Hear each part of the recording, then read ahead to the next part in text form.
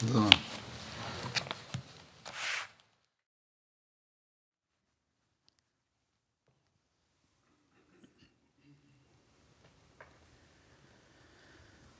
الله أكبر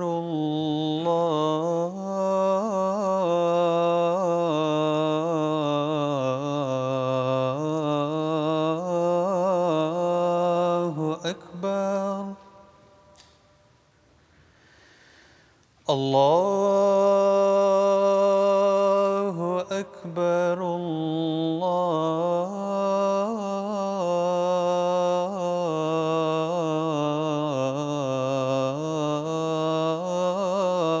الله أكبر. أشهد أن لا إله إلا الله.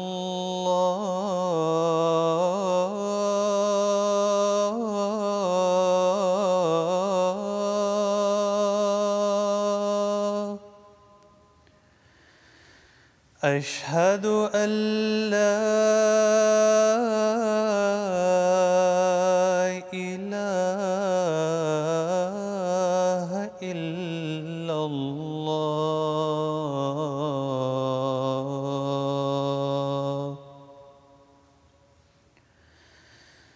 أشهد أن محمدًا رسول الله.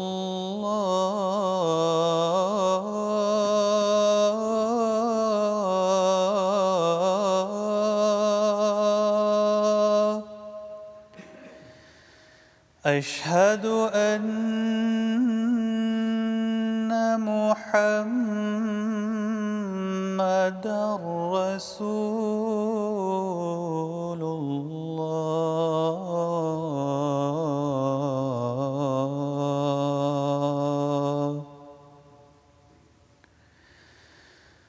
حي على الصلاة.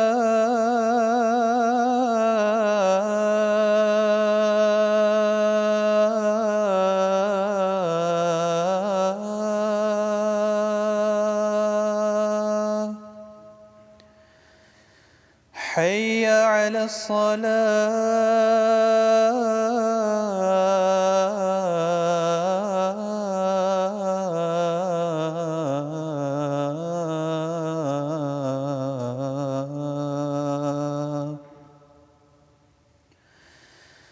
حي على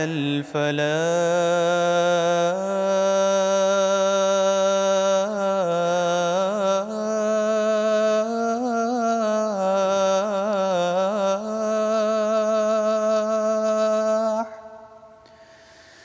حي على الفلاح.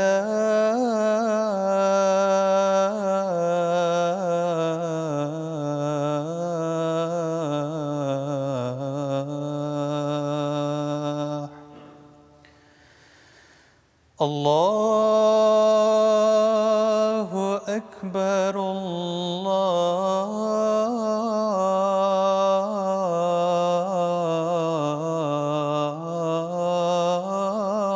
الله أكبر.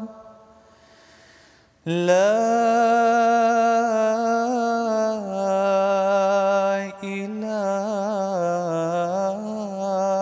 إلا الله.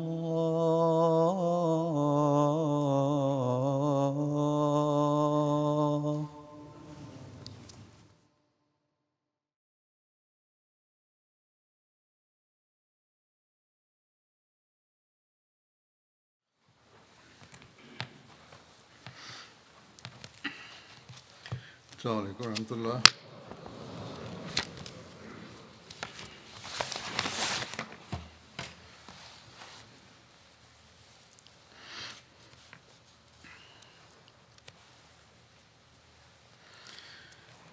أشهد أن لا إله إلا الله وحده لا شريك له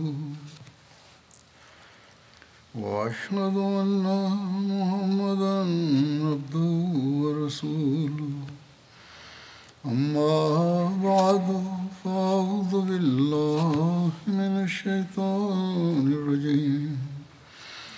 بسم الله الرحمن الرحيم الحمد لله رب العالمين الرحمن الرحيم مالك يوم الدين إياك نعبد وإياك نستعين اهدنا الصراط المستقيم صراط الذين أنعمت عليهم غير المغضوب عليهم ولا الضالين.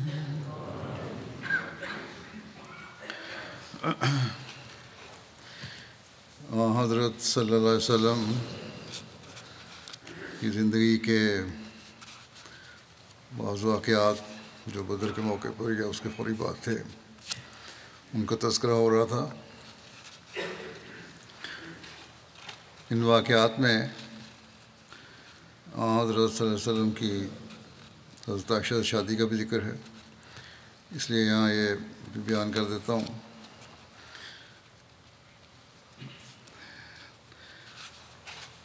ام المومنین حضرت خدیجہ کی وفات کے بعد ایک دن حضرت عثمان بن مظعون کی بیوی خولہ بنت حکیم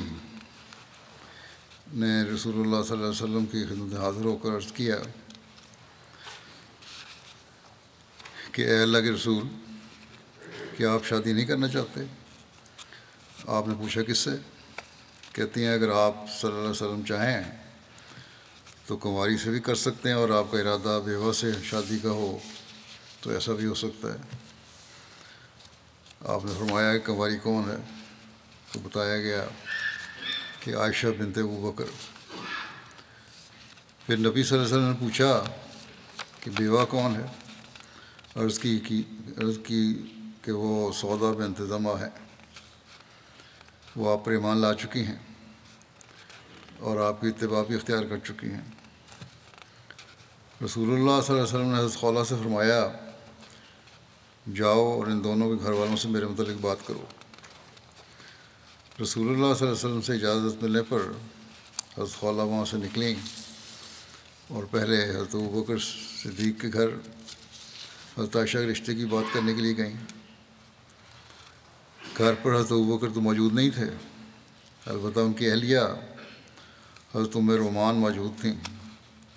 حضرت خولہ نے ان سے بات کی اور مبارکباد پیش کرتے ہوئے کہنے لگیں کہ ام رومان، اللہ عز و جل نے آپ کو کتنی زبردست خیر و برکت سے نوازا ہے.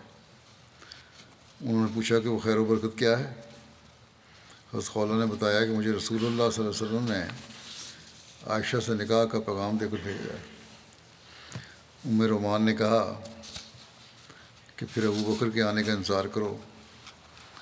کچھ دیر انتظار کے بعد حضرت ابوبکر صدیق گھر تشریف لے آئے تو حضرت خولہ ان سے بھی وہی کچھ کہتی ہیں جو ام رومان سے کہا تھا. حضرت ابوبکر صدیق نے استفسار کیا کہ خولہ یہ تو بتاؤ کہ وہ خیر و برکت ہے کیا؟ حضرت خولہ نے بتایا کہ مجھے رسول اللہ صلی اللہ علیہ وسلم نے بھیجا ہے، میں آپ کی طرف عائشہ سے نکاح کا پیغام لے کر آئی ہوں.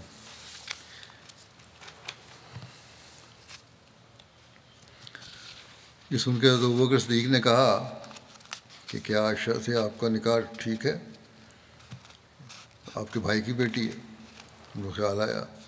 حضرت خولہ واپس گئیں اور رسول اللہ صلی اللہ علیہ وسلم کی خدمت میں حاضر ہو کر آپ کو حضرت ابوبکر صدیق کی یہ بات عرض کی تو رسول اللہ صلی اللہ علیہ وسلم نے فرمایا واپس جا کے ان سے کہو میں اسلام میں تمہارا بھائی ہوں اور تم میرے بھائی ہو، تمہاری بیٹی سے میرا نکاح ہو سکتا ہے، شرم تو اس میں کوئی عذر نہیں ہے.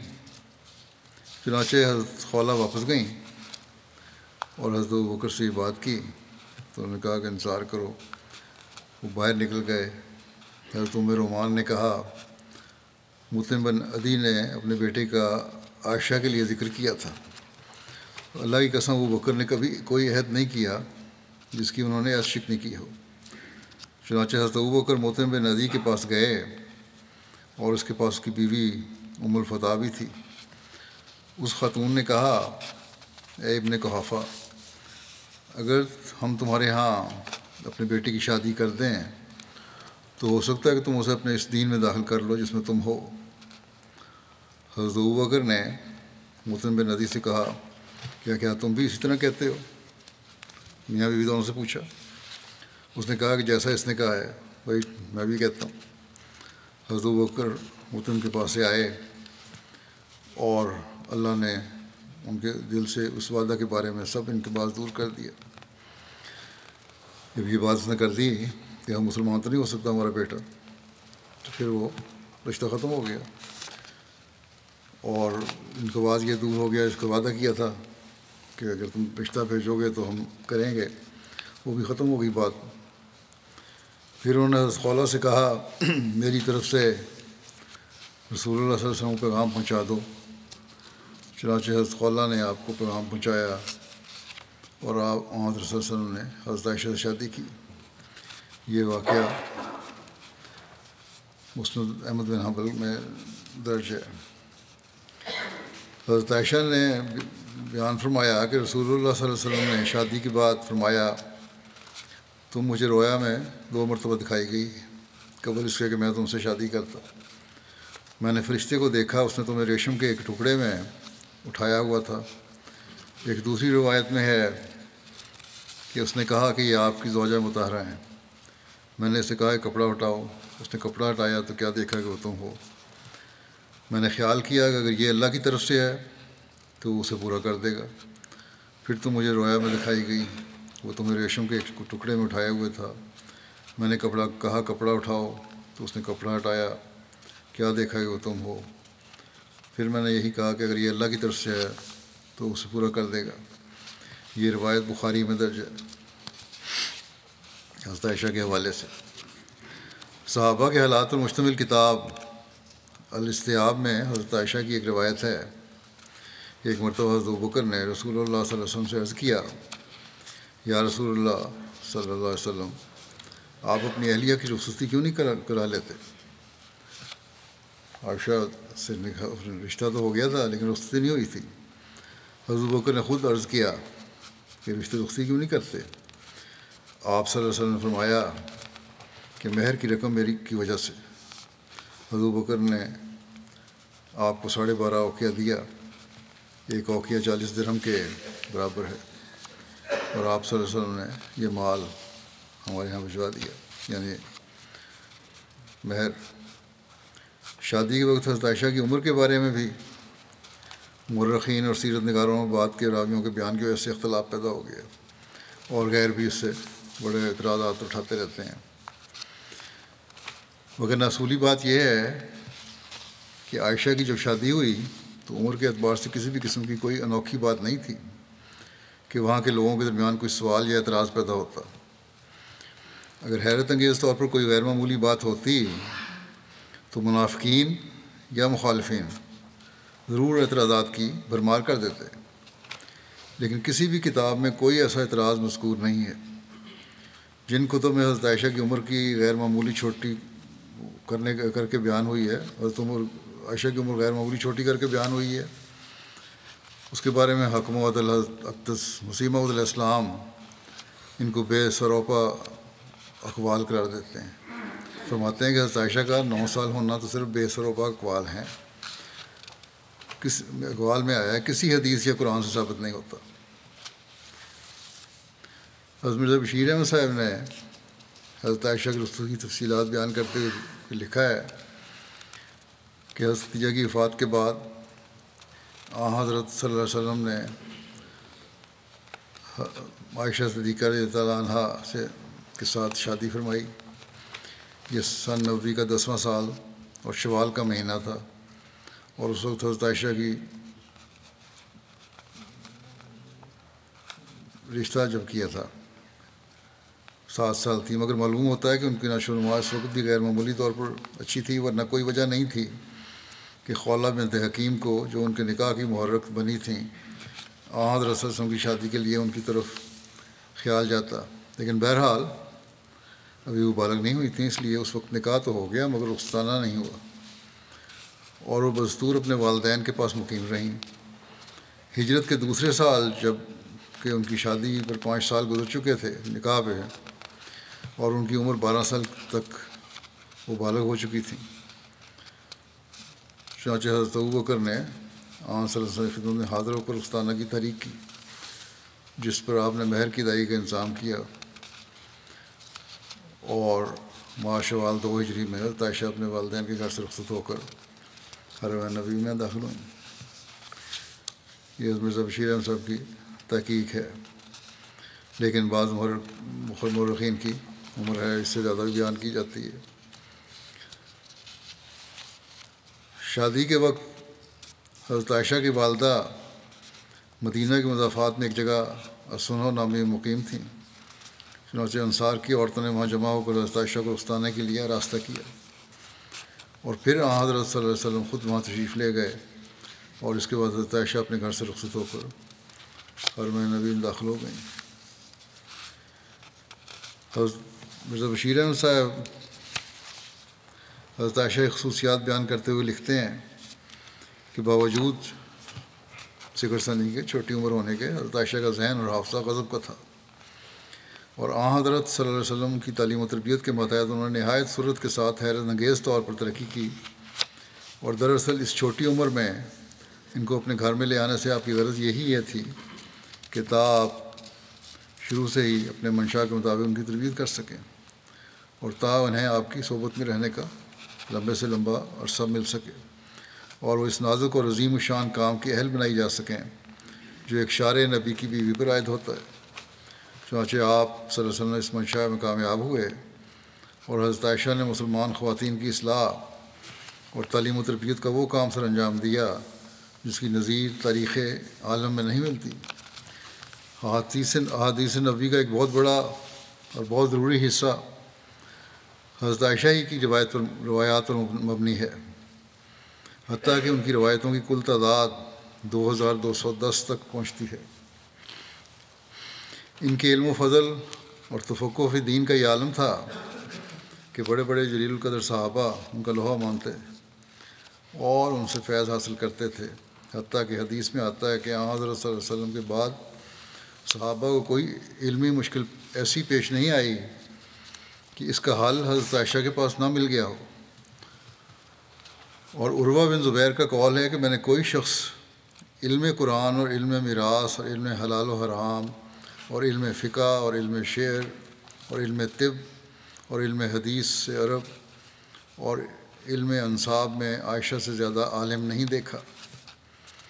زہد و قناعت میں ان کا یہ مرتبہ تھا کہ ایک دفعہ ان کے پاس کہیں سے 1,00,000 درہم آئے، انہوں نے شام ہونے سے پہلے سب خیرات کر دی، حالانکہ گھر میں شام کے کھانے تک کے لیے کچھ نہیں تھا۔ انہی اوصاف حمیدہ کی وجہ سے، جن کی جھلک حضرت صلی اللہ علیہ وسلم کے زمانے میں ہی نظر آنے لگی تھی، آپ انہیں خاص طور پر عزیز رکھتے تھے۔ ایک دفعہ فرمایا صلی اللہ علیہ وسلم نے کہ مردوں میں تو بہت لوگ کامل گزرے ہیں، لیکن عورتوں میں کاملات بہت کم ہوئی ہیں۔ پھر آپ نے آسیہ اہلیہ فرعون اور مریم بنت عمران کا نام لیا، اور پھر فرمایا کہ عائشہ کو عورتوں پر وہ درجہ حاصل ہے جو عرب کے بہترین کھانے شرید کو دوسرے کھانوں پر ہوتا ہے۔ ایک دفعہ بعض دوسری ازواج مطہرات نے کسی اہلی امر میں حضرت عائشہ کے متعلق حضرت صلی اللہ علیہ وسلم سے کوئی بات کہی، مگر آپ خاموش رہے، لیکن جب اصرار کے ساتھ کہا گیا تو آپ نے فرمایا، میں تمہاری ان شکایتوں کو کیا کروں؟ میں تو یہ جانتا ہوں کہ کبھی کسی بیوی کے ہاں مجھ پر خدا کی وحی نازل نہیں ہوئی، مگر عائشہ کے ہاں ہمیشہ نازل ہوتی ہے۔ اللہ اللہ، کیا ہی مقدس وہ بیوی تھی جسے یہ خصوصیت حاصل ہوئی، اور کیا ہی مقدس وہ خاوند تھا جس کی اہلی محبت کا معیار بھی تقدس و طہارت کے سوا کچھ نہیں تھا۔ احادیث میں یہ بھی ذکر آتا ہے کہ آخری ایام میں حضرت سودا بنت زمع نے اپنی باری حضرت عائشہ کو دے دی، اور اس طرح حضرت عائشہ کو حضرت صلی اللہ علیہ وسلم کی صحبت سے مستفیض ہونے کا دوہرا موقع میسر آ گیا۔ چونکہ حضرت صلی اللہ علیہ وسلم کو حضرت عائشہ کی تعلیم و تربیت کا خاص خیال تھا اور وہ اپنی عمر اور حالات کے لحاظ سے اس قابل تھیں کہ ان پر خاص توجہ صرف کی جاوے، اس لیے حضرت صلی اللہ علیہ وسلم نے باری کے متعلق سودا کی تجویز منظور فرما لی، مگر اس کے بعد بھی آپ حضرت سودا کے پاس باقاعدہ تشریف لے جایا کرتے تھے اور دوسری بیویوں کی طرح ان کی دلداری اور آرام کا خیال رکھتے تھے۔ حضرت عائشہ کے خواندہ ہونے کے متعلق اختلاف ہے، پڑھے لکھے ہونے کے بارے میں، مگر بخاری کی ایک روایت سے پتہ لگتا ہے کہ ان کے پاس ایک نسخہ قرآن شریف کا لکھا ہوا موجود تھا، جس پر سے انہوں نے ایک عراقی مسلمان کو بعض آیات خود املا کرائی تھیں، جس سے یہ ثابت ہوتا ہے کہ کم از کم خواندہ ضرور تھیں، اور اغلب ہے کہ انہوں نے اپنے رخصتانے کے بعد ہی لکھنا سیکھا تھا، لیکن جیسا کہ بعض مورخین نے تصریح کی ہے وہ غالباً لکھنا نہیں جانتی تھیں۔ حضرت عائشہ حضرت صلی اللہ علیہ وسلم کی وفات کے بعد کم و بیش 48 سال تک زندہ رہیں اور 58 ہجری کے ماہ رمضان میں اپنے محبوب حقیقی سے جا ملیں۔ اس وقت ان کی عمر قریباً 68 سال کی تھی۔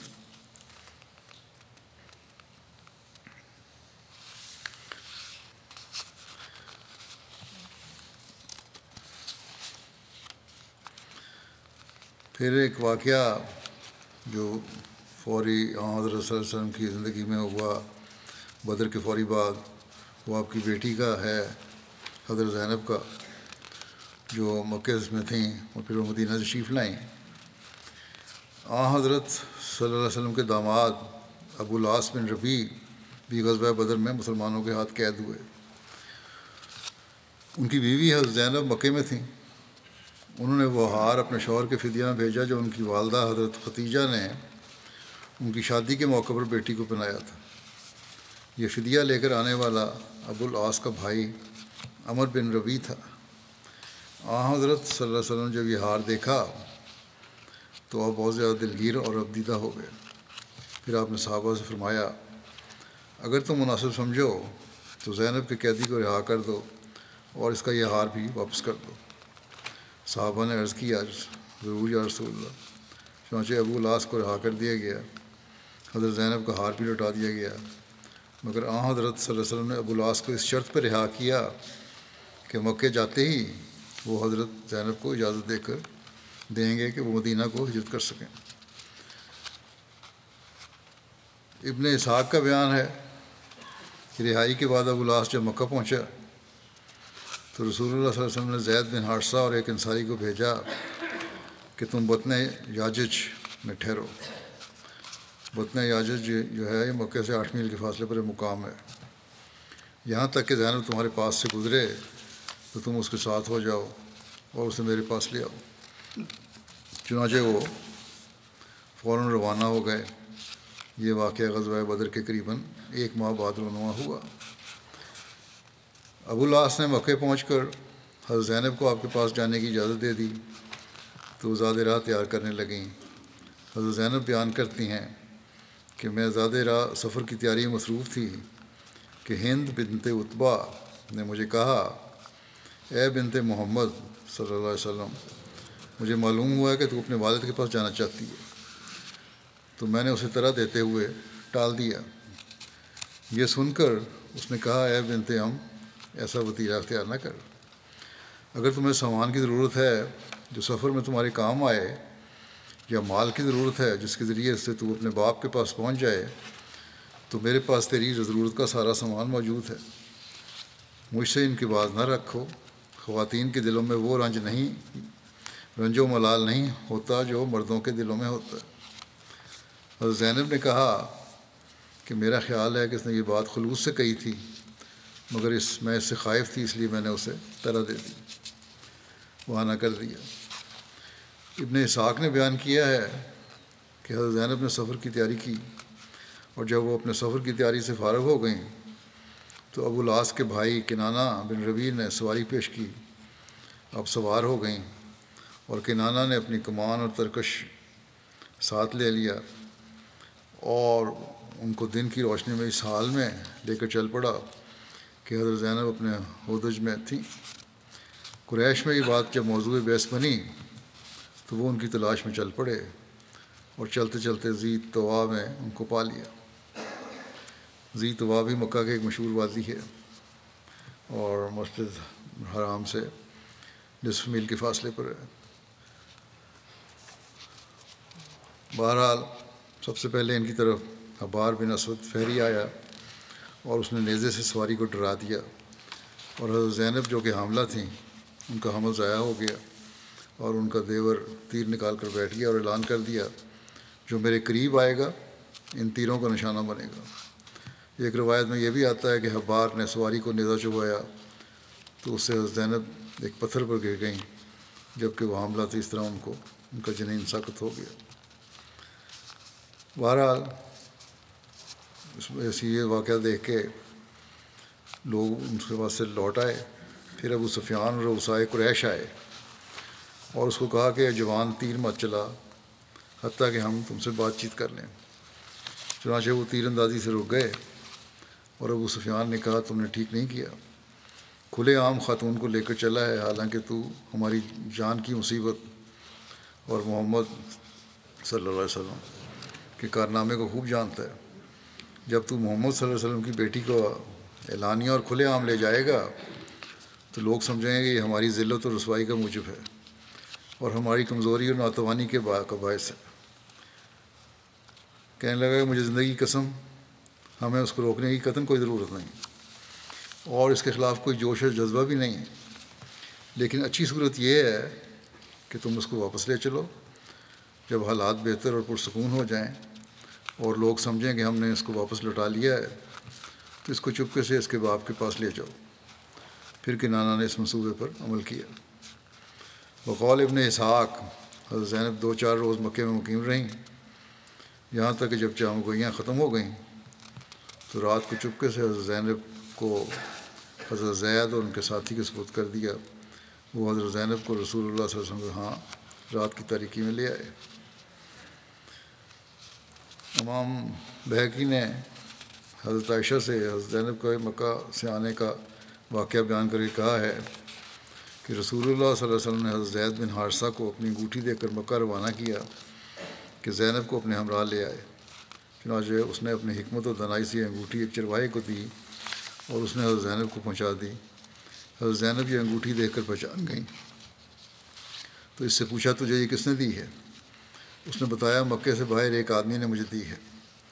چنانچہ حضرت زینب رات کو مکے سے باہر آئیں اور اس کے پیچھے سوار ہو گئیں اور وہ آپ کو مدینہ لے آئے۔ رسول اللہ صلی اللہ علیہ وسلم فرمایا کرتے تھے کہ میری سب بیٹیوں سے زینب افضل ہے کہ اس کو میری وجہ سے تکلیف پہنچی۔ حضرت مرزا بشیر احمد صاحب نے سیرت خاتم النبیین میں یہ تفصیل اس طرح لکھی ہے کہ حضرت صلی اللہ علیہ وسلم نے نقد فدیے کے قائم مقام ابو العاص کے ساتھ یہ شرط مقرر کی کہ وہ مکے میں جا کر زینب کو مدینہ بھجوا دیں، اور اس طرح ایک مومن روح دار کفر سے نجات پا گئی۔ کچھ عرصے بعد ابو العاص بھی مسلمان ہو کر مدینہ میں ہجرت کر آئے اور اس طرح خاوند بیوی پھر اکٹھے ہو گئے۔ حضرت زینب کی ہجرت کے متعلق یہ روایت آتی ہے کہ جب وہ مدینہ کے لیے مکے سے نکلیں تو مکے کے چند قریش نے ان کو بزور واپس لے جانا چاہا۔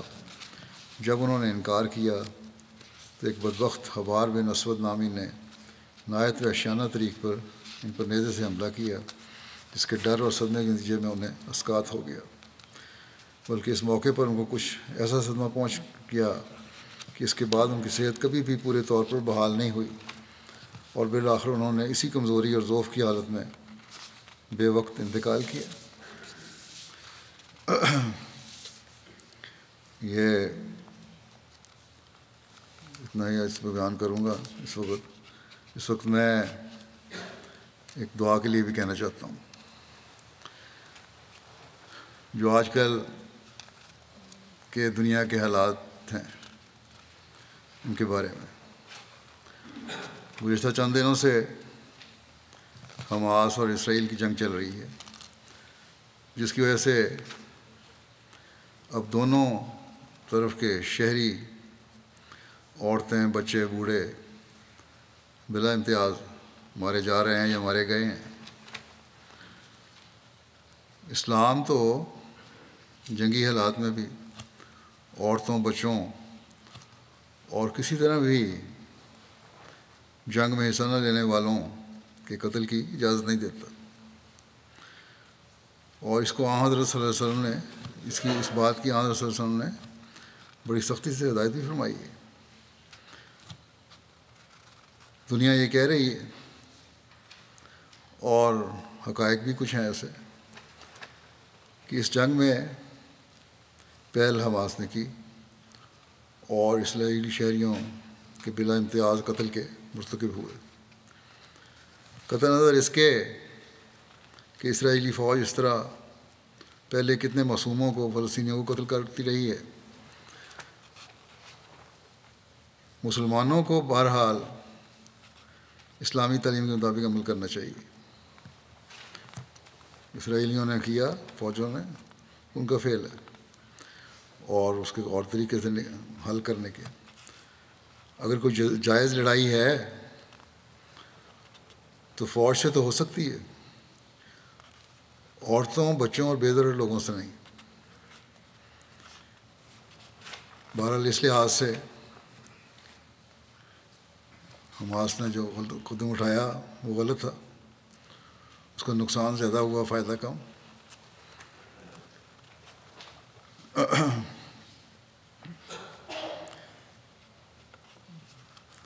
اگر یہ جو بھی تھا اس کی سزا یا اس سے جنگ حماس تک ہی محدود رہنی چاہیے تھی۔ یہ اصل تو ضرورت اور بہادری یہ ہے کہ یہ اصل رد عمل ہوتا۔ لیکن اب جو اسرائیل کی حکومت کر رہی ہے وہ بھی بہت خطرناک ہے، اور یہ معاملہ اب لگتا ہے کہ رکے گا نہیں۔ کتنی بے حساب جانیں معصوم لوگوں اور عورتوں اور بچوں کی ضائع ہوں گی، اس کا تصور بھی نہیں کیا جا سکتا۔ اسرائیلی حکومت کا تو یہ اعلان تھا کہ ہم غزہ کو بالکل مٹا دیں گے، اور اس کے لیے بے شمار بے تحاشا بمبارمنٹ کی انہوں نے، راکھ کا ڈھیری کر دیا شہر۔ اب نئی صورت یہ پیدا ہوئی ہے کہ وہ کہتے ہیں کہ 1 ملین سے زیادہ لوگ غزہ سے نکل جائیں، کچھ اس میں سے نکلنے بھی شروع ہو گئے ہیں۔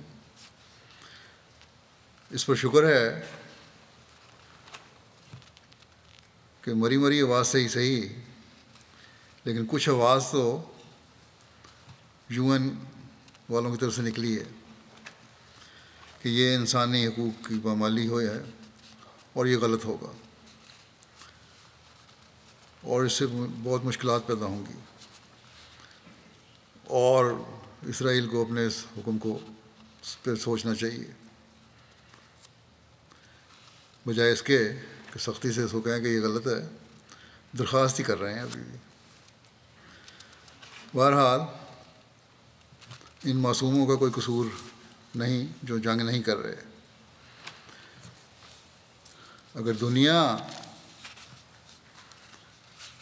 اسرائیلی عورتوں، بچوں اور عام شہری کو معصوم سمجھتی ہے تو یہ فلسطینی معصوم ہیں۔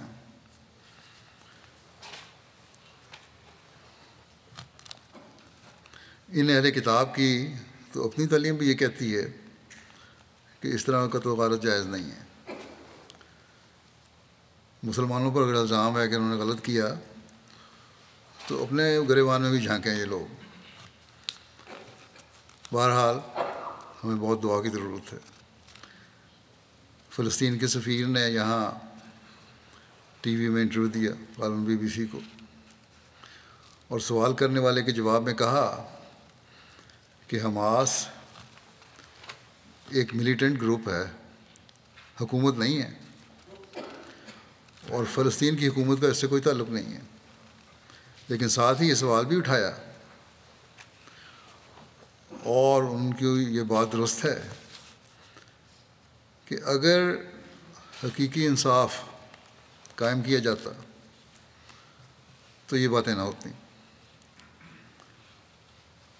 اگر بڑی طاقتیں اپنے دوہرے معیار نہ رکھتیں یا نہ رکھیں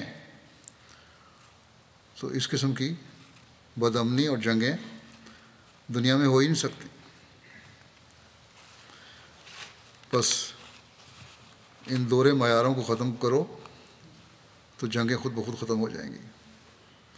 یہی باتیں میں اسلامی تعلیم کی روشنی میں ایک عرصے سے کہہ رہا ہوں، لیکن سامنے تو یہ کہتے ہیں ٹھیک ہے ٹھیک ہے، لیکن عمل کرنے کو تیار نہیں.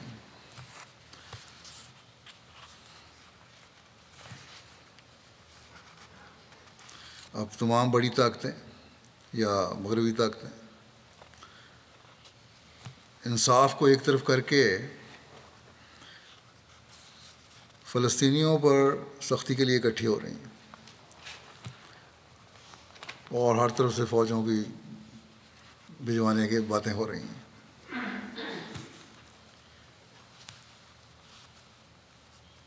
اور مظلوموں کی تصویریں دکھائی جاتی ہیں کہ اس طرح ہو رہا ہے ظلم، اس طرح ہو رہا ہے. غلط سلط رپورٹیں میڈیا میں دکھائی جاتی ہیں اور آ جاتی ہیں.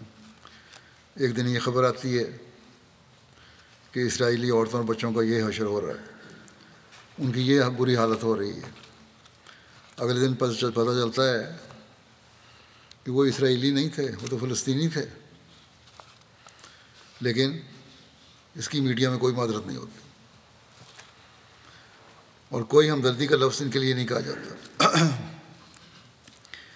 یہ لوگ جس کی لاٹھی اس کی بھینس پر عمل کرتے ہیں، جن کے ہاتھ میں دنیا کی معیشت ہے ان کے آگے ہی انہوں نے جھکنا ہے.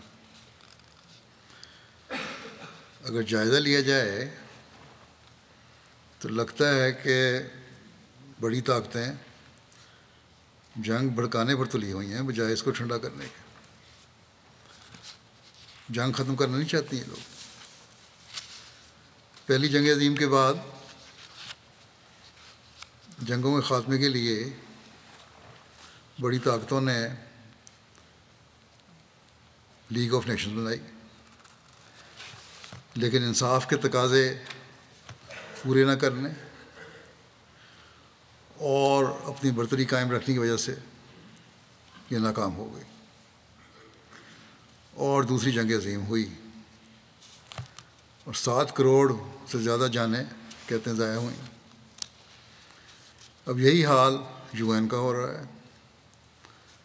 بنائی تو اس لیے گئی تھی کہ دنیا میں انصاف قائم کیا جائے گا اور مظلوم کا ساتھ دیا جائے گا، جنگوں کے خاتمے کی کوشش کی جائے گی، لیکن ان باتوں کا دور دور تک پتہ نہیں.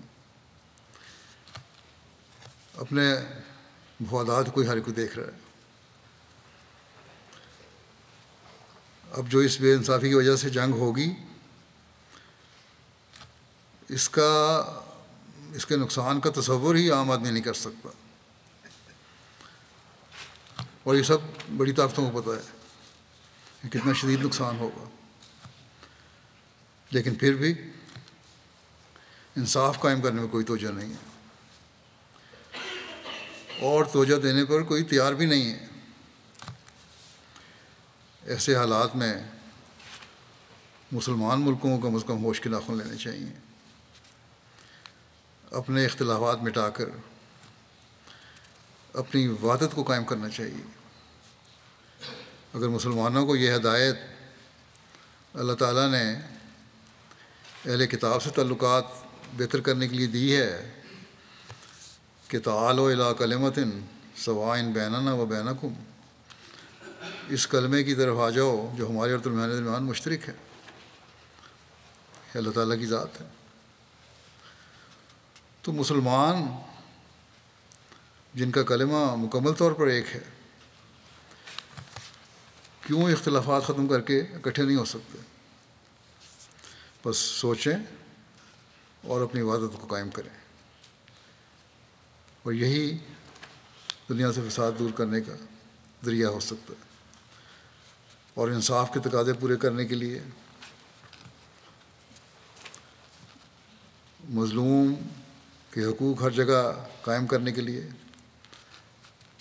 بھرپور آواز اٹھائیں، پھر ایک ہو کر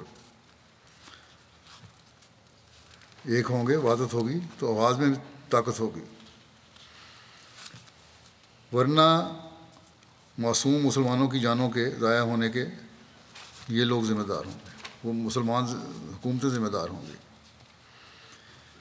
حضرت صلی اللہ علیہ وسلم کی اس ارشاد کو ہمیشہ سامنے رکھنا چاہیے، اور یہ ان طاقتوں کا کام ہے رکھیں کہ ظالم اور مظلوم دونوں کی مدد کرو۔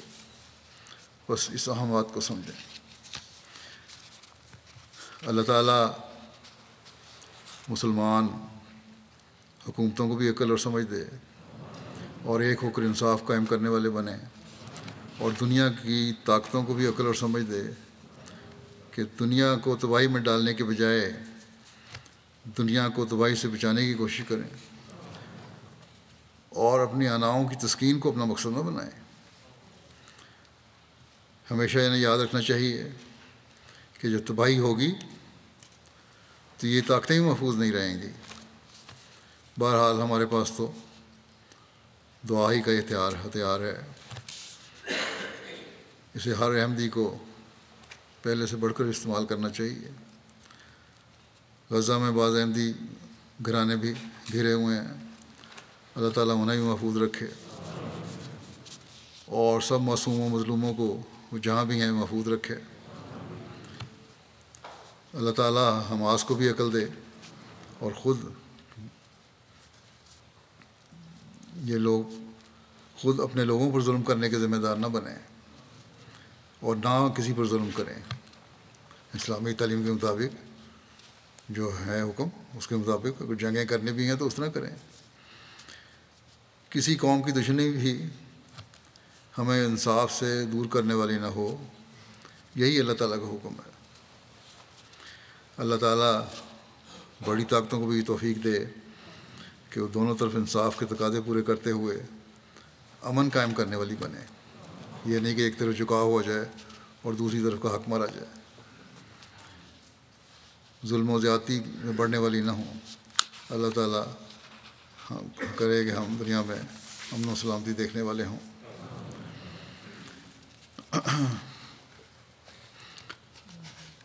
نماز کے بعد میں جنازہ بھی پڑھاؤں گا، دو ایک جنازہ حاضر ہے، آ گیا نا جنازہ حاضر جو ہے وہ ڈاکٹر بشیر احمد خان صاحب کا ہے، جہاں UK میں ہی رہتے تھے، حلقہ مسجد فضل میں۔ گزشتہ دنوں 92 سال کی عمر میں ان کی وفات ہو گئی، انا للہ و انا الیہ راجعون۔ آپ حضرت مسیح علیہ السلام کے صحابہ حضرت میر احمد صاحب رضی اللہ عنہ کے نواسے، اور حضرت قاضی محمد یوسف صاحب رضی اللہ عنہ سابق امیر جماعت صوبہ سرحد کے داماد، اور محمد خواص خان صاحب پشاور کے بیٹے تھے۔ مرحوم صوم و صلات کے پابند، خلافت سے گہرا عقیدت کا تعلق رکھنے والے، غریب پرور، نیک اور مخلص بزرگ تھے۔ نصرت جہاں اسکیم کے تحت وقف کر کے یہ ٹچیمان گھانا بھی گئے احمدیہ ہسپتال میں، وہاں انہوں نے خدمت کی توفیق پائی کچھ عرصہ۔ گھانا سے واپس آنے کے بعد اسلام آباد کے دیہی علاقوں میں احمدی ڈاکٹروں کے ساتھ مل کر میڈیکل کیمپ لگانے کی توفیق ملتی رہی ان کو۔ UK شفٹ ہونے پر حضرت خلیفۃ مسیح رابع کے زمانے میں بھی خطبات جمعہ کی ٹرانسلیشن اور خلاصے بنانے کی خدمت بخوبی سے انجام دیتے رہے۔ قرآن کریم سے محبت تھی، باقاعدگی سے قرآن کریم غور و تدبر سے پڑھتے، اپنے بچوں کو بھی ترجمہ سکھایا۔ چھوٹی عمر میں حضرت مسلم موعود رضی اللہ عنہ کے مبارک دور میں ان کو لمبا عرصہ قادیان میں جا کر وقت گزارنے کا موقع ملتا رہا۔ بہت ساری تقریریں حضرت مسلم موعود کی زبانی یاد تھیں، اسی طرح حضرت مسیح علیہ السلام کی کتب کے بعض حوالے بڑے یاد تھے، نظمیں یاد تھیں۔ مرحوم موسی تھے۔ عثمان خان میں اہلیہ کے علاوہ ایک بیٹا اور 6 بیٹیاں ہیں۔ ان کے داماد ہیں ڈاکٹر مسلم الدروبی صاحب۔ وہ کہتے ہیں کہ نماز تہجد کے پابند تھے، ایک معصوم اور مومن انسان تھے، متقی، شجاع اور بہادر انسان تھے، خلافت اور جماعت سے غیر معمولی محبت رکھتے تھے۔ میں نے ان سے خلفاء کی محبت جیسی قیمتی چیز سیکھی ہے۔ مرحوم کو تبلیغ کا بھی بہت شوق تھا، اس کے لیے وہ کوئی موقع ہاتھ سے جانے نہیں دیتے تھے۔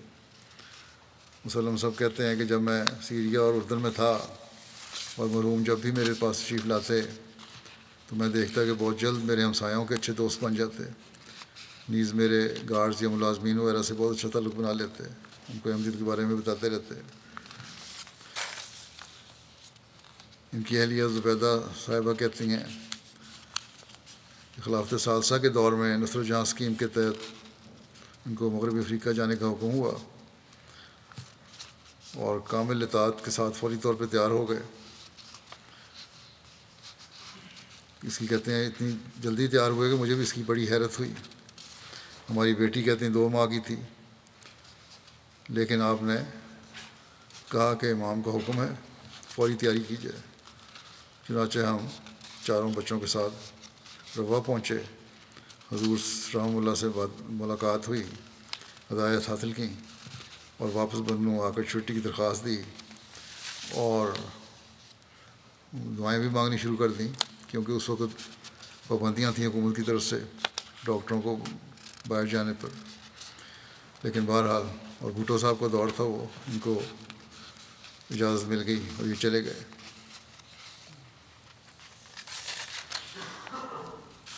باجماعت نمازوں کے قیام کے لیے جتنی بھی مشکلات پیش آئیں، ہمیشہ دعا کرتے تھے کہ یہ حل ہو جائیں کسی طرح، اور پھر ان کو اللہ تعالیٰ حل کروا دیتا تھا، ان کو باجماعت نمازوں کی توفیق ملتی رہی۔ جب کہتے ہیں ہماری اللہ تعالیٰ نے گاڑی کی توفیق دی تو آتے جاتے اپنے دوستوں کو بھی مسجد میں لے آتے اور لے کے جاتے اور بڑے خوش ہوتے اس بات پہ۔ مسجد فضل کے قریب گھر ملا تو اس بات تو خوشی تھی کہ آپ 5 نمازیں مسجد جا کر ادا کریں گے۔ خدمت دین کا ہر ذریعہ اور ہر طریقہ استعمال کرتے، تبلیغ کا کوئی موقع ہاتھ سے نہ جانے دیتے، چندوں کی ادائیگی بر وقت کرتے اور اسی کی تلقین ہم سب کو کرتے رہتے۔ اللہ تعالیٰ ان سے مغفرت اور رحم کا سلوک فرمائے اور ان کے بچوں کو بھی ان کی نیکیاں جاری رکھنے کی توفیق عطا فرمائے۔ ایک جنازہ غائب بھی ہے جو مکرمہ وسیمہ بیگم صاحبہ اہلیہ ڈاکٹر شفیق سیکل صاحب کا ہے، جو شفیق سیکل صاحب سابق امیر جماعت ضلع ملتان رہے ہیں، پھر نائب وکیل تصنیف بھی رہے ہیں۔ ان کی وفات ہوئی ہے 99 سال کی عمر میں۔ انا للہ و انا الیہ راجعون۔ مرحومہ موسیہ تھیں۔ شوہر کے علاوہ پسماندگان میں 3 بیٹے ہیں۔ ڈاکٹر محمد شفیق سیکل صاحب ان کے شوہر لکھتے ہیں کہ خاکسار کی اہلیہ حضرت شیخ مشتاق حسین صاحب صحابی حضرت مسیح موعود علیہ السلام کی پوتی اور جسٹس شیخ بشیر احمد صاحب مرحوم لاہور کی بیٹی اور سیدہ ام وسیم صاحبہ کی بھانجی تھیں۔ خلافت سے ہر دور میں ان کا گہرا تعلق رہا اور بہت وفا کے ساتھ ہر دور میں خلافت کے ساتھ وابستہ رہیں۔ ان کے پوتے محی الدین صاحب کہتے ہیں میری دادی میں قربانی کا خاص مادہ تھا، روحانی خزائن کا بہت مطالعہ کرتی۔ کہتے ہیں کہ میرے دادا چونکہ وقف زندگی ہیں تو ایک بار میں نے پوچھا کہ کیا آپ بھی وقف ہیں، تو اس پر جواب دیا کہ خلفاء یہی کہتے ہیں کہ واقفین زندگی کی بیویاں بھی وقف ہوتی ہیں۔ ان کی بہو اور بھتیجی بھی عائشہ کہتی ہیں کہ میری پھوپھی ایک ہر دل عزیز شخصیت کی مالک تھیں۔ لجنہ کے عہدے پر لجنہ میں جو عہد دہرایا جاتا ہے کہ میں اپنی جان، مال، وقت اور اولاد کو قربان کرنے کے لیے تیار رہوں گی، اس کی عملی مثال تھی۔ کہتی ہیں میری شادی کے بعد انہوں نے بہت سارے تربیتی امور میں میری رہنمائی کی، مجھے قرآن کریم کا لفظی ترجمہ بھی سکھایا۔ پھر ان کی بھانجی ہیں اور بہو بھی ذکیہ کہتی ہیں میری خالہ غریب پرور اور مثالی خاتون تھیں، ہر ایک سے محبت کرنے والی، خاوند کی کبھی کوئی بات رد نہیں کی، ایسی نافع ناس موجود تھیں جو لوگوں کے کام آنے کے لیے ہر وقت تیار رہتا ہے۔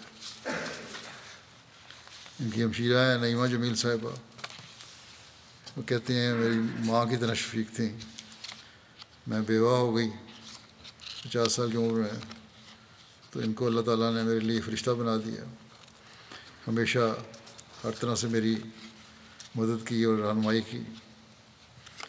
پھر کہتی ہیں کہ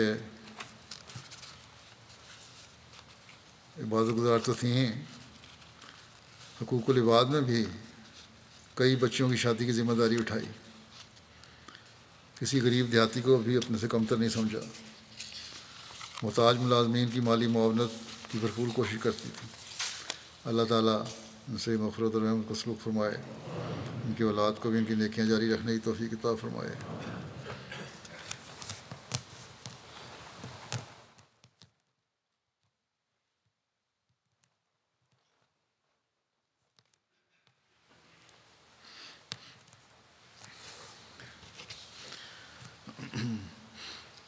الحمد لله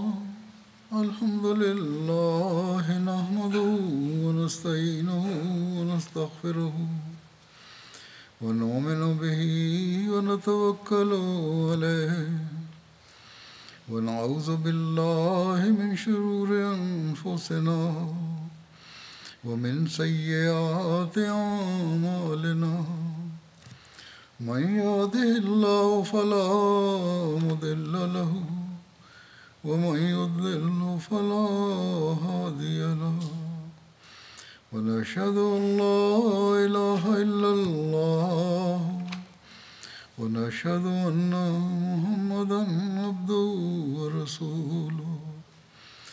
عباد الله رحمكم الله، إن الله يأمر بالعدل والإحسان وإيتاء ذي القربى وينهى عن الفحشاء والمنكر والبغي، يعظكم لعلكم تذكرون۔ اذكروا الله يذكركم وادعوه يستجب لكم، ولذكر الله